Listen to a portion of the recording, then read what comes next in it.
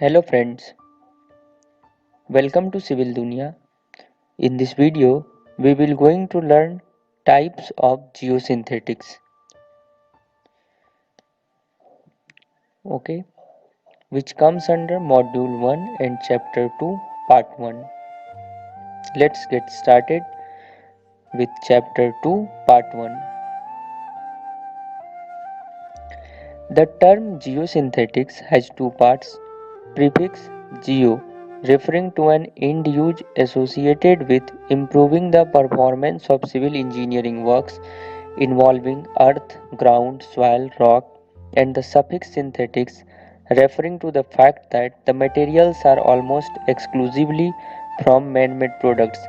The materials used in the manufacture of geosynthetics are primarily synthetic polymers generally derived from the crude petroleum oils, although other materials such as rubber, fiberglass, and bitumen are also sometimes used for manufacturing geosynthetics. Geosynthetics is, in fact, a generic name representing a broad range of planar products such as geotextiles, geogrids, geonets, geomembranes, geocells, geofoams, geocomposites, etc., which we will going to learn further, which are manufactured mainly from the polymeric materials and used in contact with soil, rock, and any other civil engineering related material as an integral part of a man-made project, structure, or system. The subject of geosynthetics and their applications is known as the geosynthetic engineering, which is defined as follows. Geosynthetic engineering deals with the application of scientific principles and methods to the acquisition, interpretation, and use of knowledge of geosynthetic products for the solution to the problems in geotechnical, transportation, environmental, and hydraulic engineering, and also in some areas of agriculture, aquaculture, and mining engineering. Types of geosynthetics.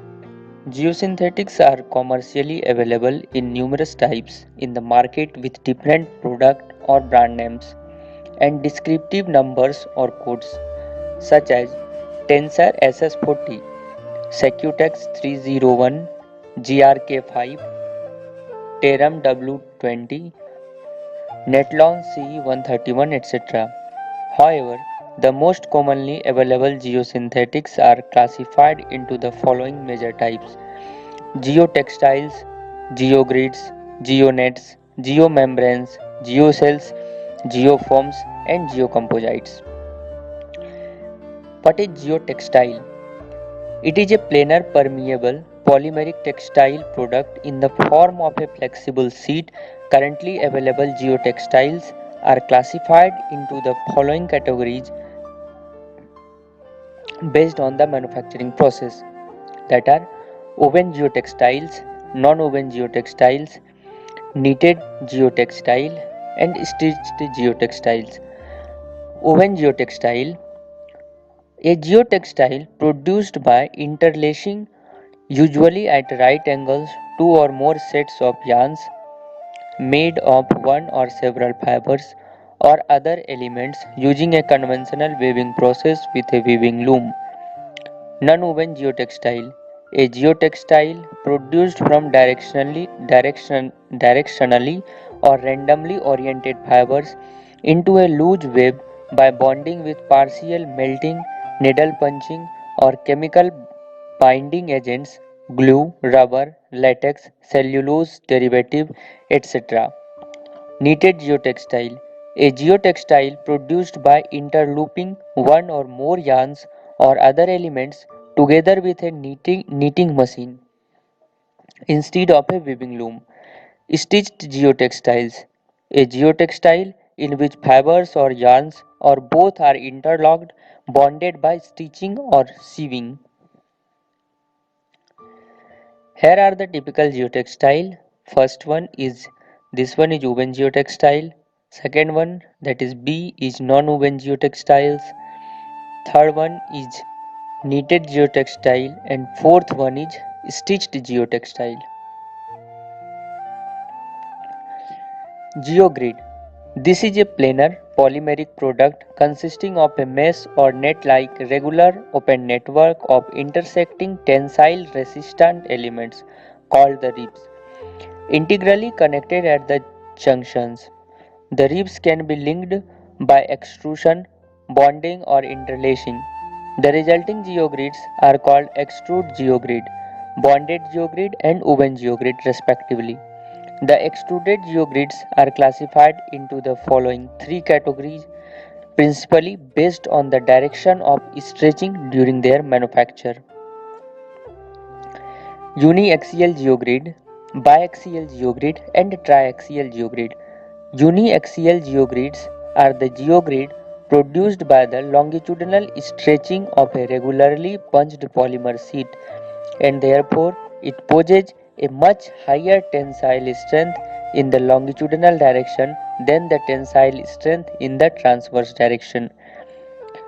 Second one is biaxial geogrid, a geogrid produced by stretching in both the longitudinal and the transverse directions of a regularly punched polymer sheet, and therefore it possesses an equal tensile strength in both the longitudinal and the transverse directions.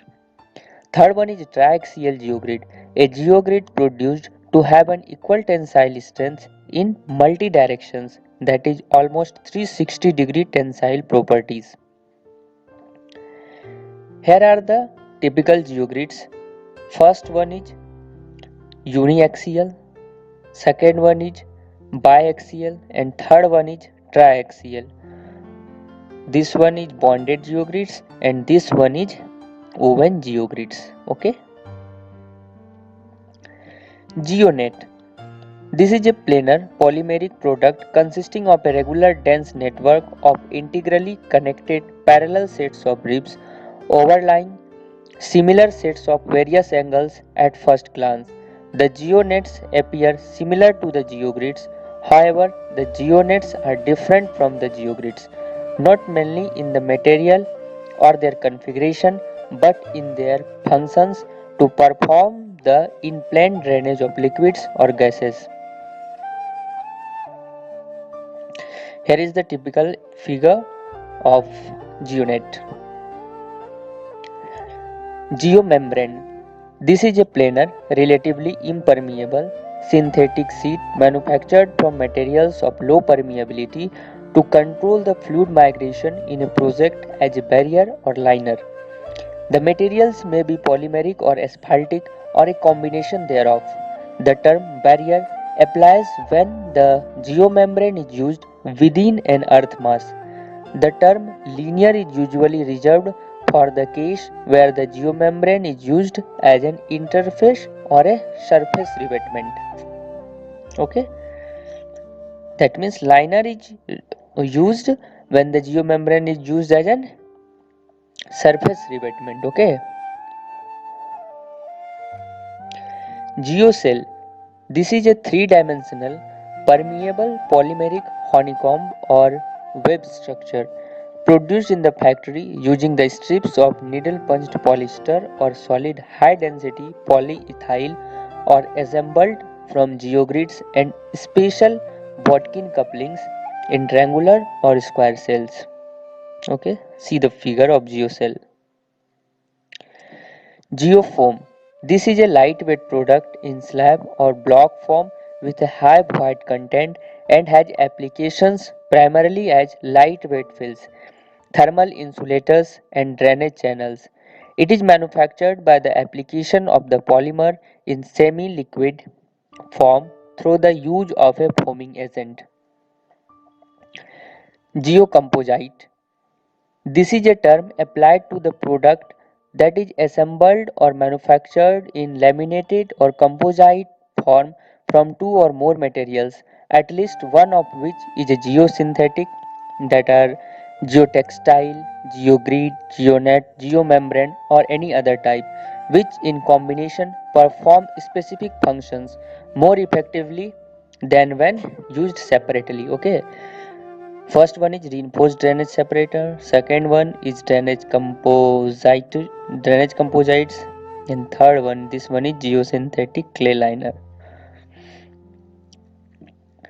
There are a large number of geosynthetics available today, including grids, nets, meshes, webs, and composites, which are technically not textiles. However, they are used in combination with or in place of geotextiles. All such products are often called geotextile related products (GTP). Some common GTP and other types of geosynthetic products are briefly described here. Okay, Geofabric, a planar flat sheet of or geotextile related products. Geomat, a three-dimensional permeable polymeric structure made of coarse and rigid filaments bonded at their junctions, used to reinforce roots of vegetation such as grass and small plants and extend the erosion control limits of vegetation for permanent installation. Geomesh, a geosynthetic or geonatural generally with a planar woven structure having large pore sizes which vary from several millimeters to several centimeters for use mainly in erosion control works. Geopipe, a plastic pipe, smooth or corrugated with or without perforations placed beneath the ground surface and subsequently backfilled. Some typical geotextile related products.